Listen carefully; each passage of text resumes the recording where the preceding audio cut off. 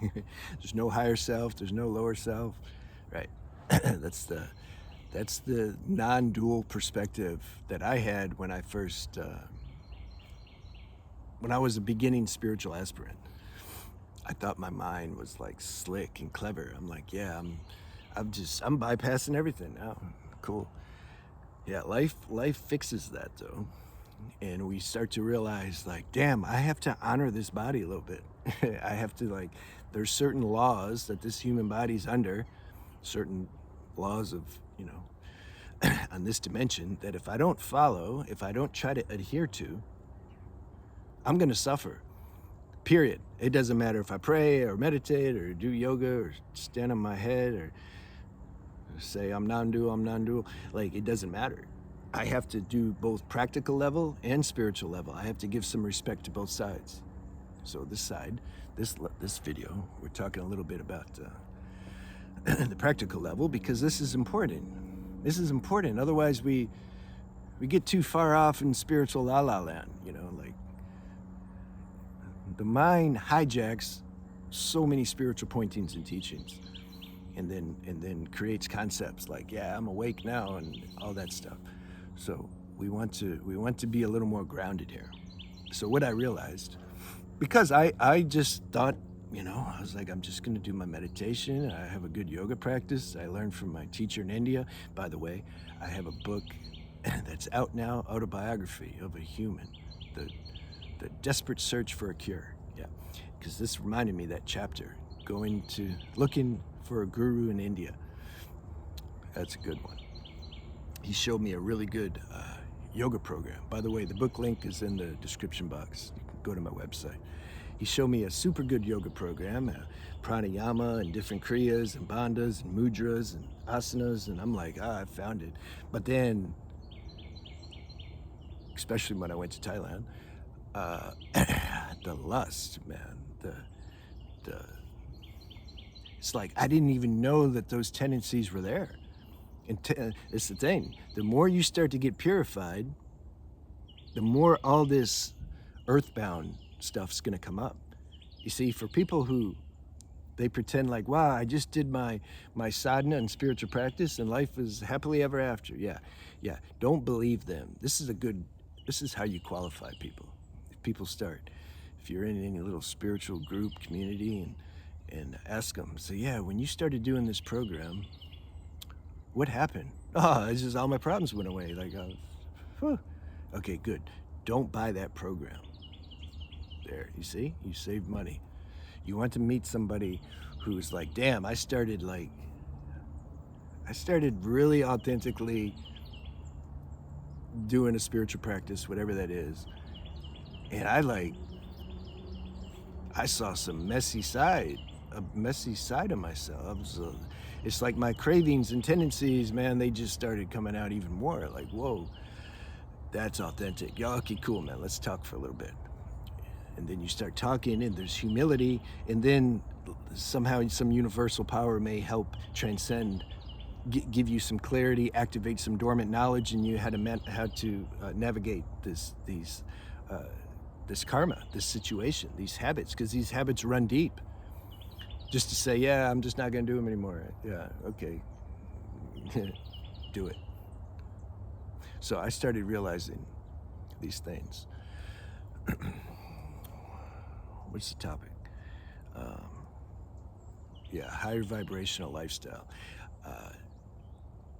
It activates your higher nature because within this realm of this game, this duality, see, don't believe the people that say, oh, vibration don't matter, nothing matters. Like, I wonder how many, do those people actually watch my videos? No, I don't think so. So I realized the lust, what does it mean lust? Well, it takes all different kinds of forms, but when I would go to a massage parlor and I would try to I wanted to see if she enjoyed giving me a massage, basically. That's all I wanted to do. I just wanted validation, recognition. Does she really like giving me a massage, or does she just want the money for the massage? And is she complimenting me and And is she working me because she wants me to come back, or to give her a big tip, or come back again? Or does she like really, all that little nonsense would keep my mind busy, or driving around and sizing, people up. Whoa, she looks good. So that means I wanted her to give me some attention. So then, because if a good looking person gives me attention, then I must be good. All these little games I started to catch out. And then I realized I couldn't stop. I'm like, damn, this tendency's strong. I can't just like look at the ground. I tried that in Brazil. I lasted, I don't know, a good 10 minutes. Yeah, that was too much.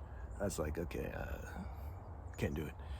And then I had another realization about the food I ate.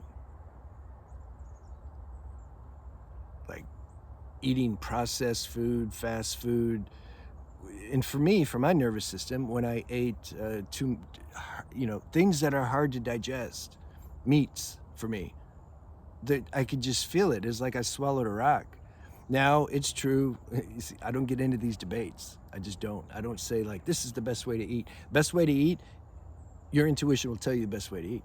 But I was in the Amazon jungle. We were going to a ceremony. We got there late. It took like 11 hours to get there, deep in the woods. And then I was hungry as hell. I remember we got there, and because we were scoping it out as a potential place to do a retreat, because we had some Chinese and Korean people coming for a retreat, and we're like, where should we do this retreat? They're funny on medicine, by the way. So we got there late, and then the shaman, he's like talking too much, I'm like, bro, I'm hungry as hell, man. Like, we can talk after. He's like, okay, good. And then he gave us some chicken. I didn't care what it was. I was gonna eat. I noticed though, when I ate, I didn't have a lot of side effects. Next morning I asked him, I said, did you like kill those chickens like fresh and then made them like that? Or he's like, yeah, we do a ceremony when we kill them, like kosher killing. That had a different effect on my digestive system. I'm saying this because of the people who say, no, it depends on the meat you eat. Yeah, I know, it just depends on everything. There's so many factors involved.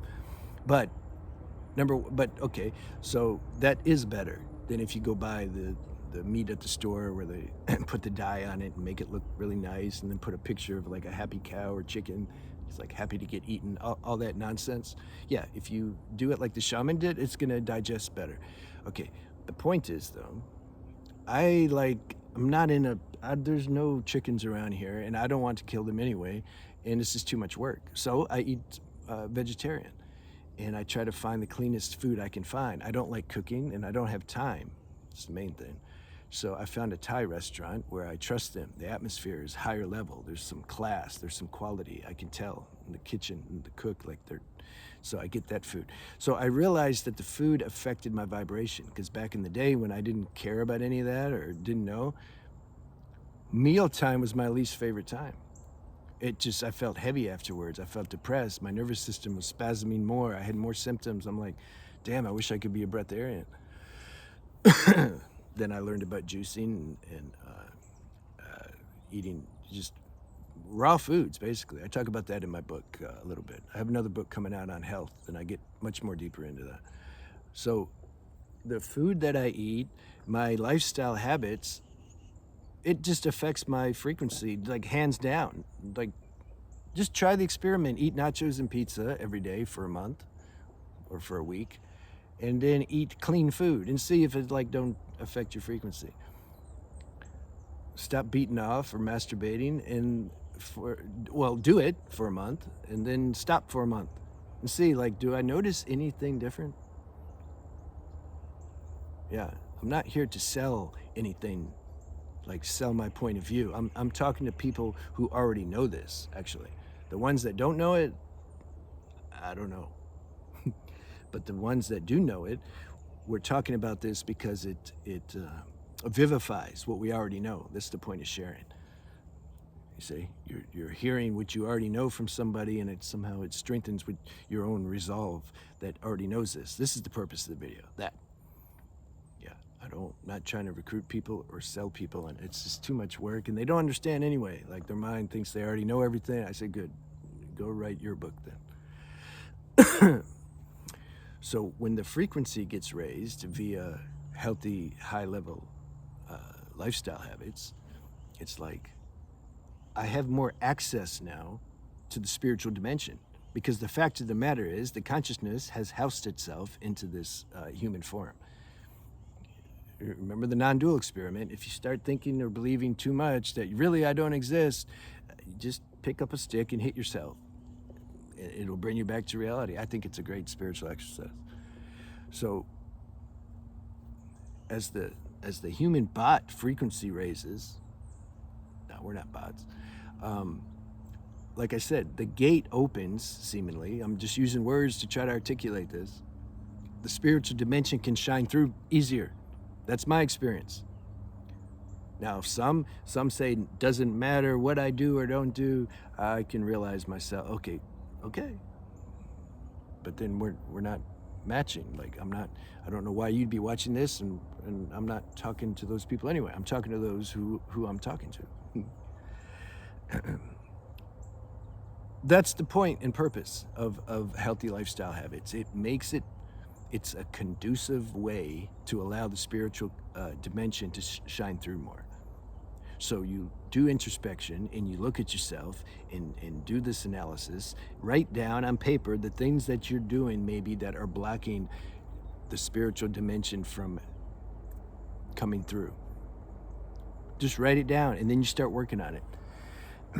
When you bring things to light, now you may not be able to just stop, like, okay, now good, I see everything I'm doing, I'm just gonna stop. Yeah, life's not so easy. But when you start looking at something and you start working on it and you give attention to that, and then you pray, and then you be open and you allow your higher self to do for you what you can't do for yourself, meaning the mind don't have the horsepower to make these changes. When you understand that and surrender to that, you get access to a deeper power that does have the power to transcend it. Now that can take time. Who cares? You're on the point now. It doesn't matter how long. Turn the results over, let go to God or to the universe or to the law of evolution. Your part is to be aware of what's going on here. Like, okay, I don't want to do these things anymore, but I can't help it. Okay, that's okay. I believe it's my destiny to transcend that. I don't know how or when that's going to happen, but it's going to happen. Like, I trust in that. All right, God help me, and I can only do what I can do. Help me not worry about the results. It's not my business. My business is what I'm sharing. You make your efforts, but you turn over the results to God. You see the sun? I do. All right, I'll see you later.